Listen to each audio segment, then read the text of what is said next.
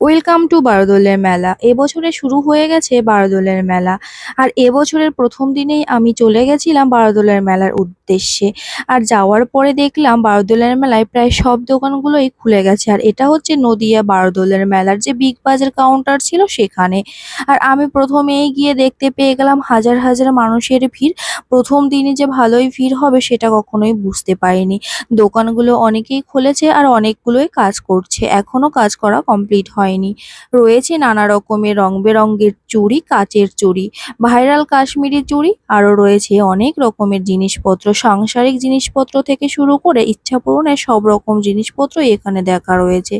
শুধু তাই নয়, এখানে রয়েছে শাড়ি, জামা কাপড় থেকে শুরু করে বিভিন্ন ধরনের নাগরদোলা, সুনামি, ডাবল ডিস্ক, আরো অনেক রকমের ইচ্ছা পূরণের জিনিসপত্র রয়েছে। এবারের বিশেষ আকর্ষণ অনেক রকমের রাইডস, আরো রয়েছে অ্যাকোয়া ওয়ার্ল্ড অ্যান্ড ফিঞ্চ, রয়েছে নাগরদোলা, রয়েছে বাচ্চাদের জন্য নানা রকমের খেলনা, রয়েছে ব্রেক ড্যান্স।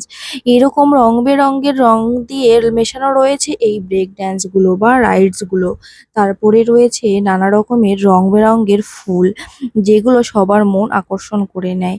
আরো রয়েছে জামা কাপড়, 150 টাকা সেল, 200 টাকা সেল, আরো অনেক রকমের ভ্যারাইটিস জিনিস। আর কৃষ্ণনগরে মাটির জিনিস থাকবে না এটা তো হতেই পারে না, তার জন্য মাটির জিনিসও রয়েছে। খাবারই বা কম যায় কোথায়, খাবারের দোকানেরও অভাব নেই। প্রথম দিনই যে এত দোকান বসবে সেটা কখনোই আশা করিনি। প্রতি বছরের নয়, এবছর প্রথম দিন থেকেই প্রচুর ভিড় হয়েছে।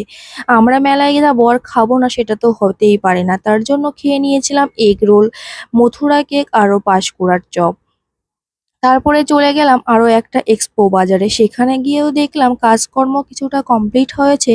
আর কিছু কিছু জায়গায় দোকানগুলো খুলে দিয়েছে, অনেক দোকানই এখনো খোলেনি, যেহেতু প্রথম দিন ছিল এটা, তার জন্য এতটাও দোকান ছিল না। কিন্তু মানুষের ভিড় কখনোই কম নেই, মানুষের পর মানুষ এসেই যাচ্ছিল। আর তারপরে রাজবাড়ি এত সুন্দর ডেকোরেশন, অসাধারণ লাগছিল।